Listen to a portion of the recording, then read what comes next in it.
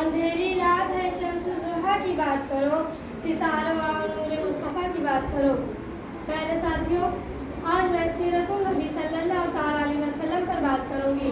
اس نیلے آسمان کے ستارے آج بھی دنیا کے خطے میں بہار دیکھ رہے ہیں۔ پیارے ساتھیوں، وہ بہار میرے آقا صلی اللہ تعالیٰ علیہ وسلم کا اخلاق ہے۔ میرے پیارے نبی صلی اللہ تعالیٰ علیہ وسلم کا اخلاق سراپا اخلاق ہے۔ پروردگار عالم کا شکر ہے کہ اس نے ہمیں سرف الخلوقات بنا دیا۔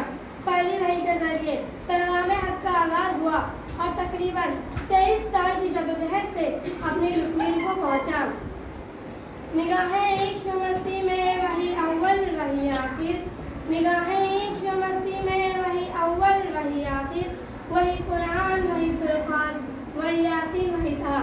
پیارے ساتھیوں، فتح مکہ کے موقع پر کفار کی نگاہیں شرم سے جھکی ہوئی تھی، ڈر اور خوف سے پسینے سے شرابور تھے اور سوچ رہے تھے کہ میرے نبی صلی اللہ تعالیٰ علیہ وسلم بدلہ لیں گے، لیکن آپ صلی اللہ تعالیٰ علیہ وسلم نے فرمایا، جاؤ، آج کے دن تم پر کوئی بدلہ نہیں۔ آپ صلی اللہ علیہ وسلم نے اپنے اخلاق سے سب کو معاف کر دیا کرتے تھے۔ پیارے ساتھیوں، یہ مسلمہ حقیقت ہے کہ حضور صلی اللہ علیہ وسلم کاروان نبی صلی اللہ تعالیٰ علیہ وسلم کے رہبر اعظم ہیں۔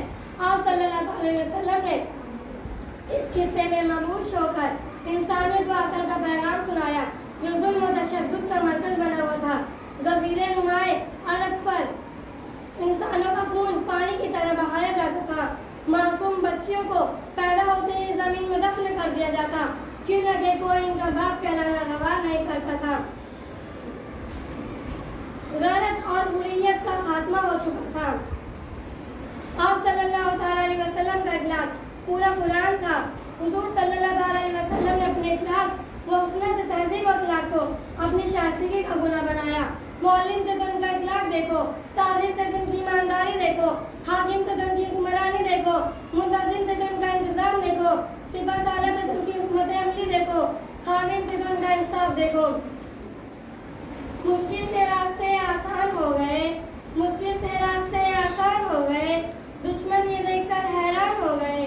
رکھا میرے نبی نے دنیا میں جب قدم، رکھا میرے نبی نے دنیا میں جب قدم، پتھر بھی کلمہ پڑھ کے مسلمان ہو گئے۔ السلام علیکم۔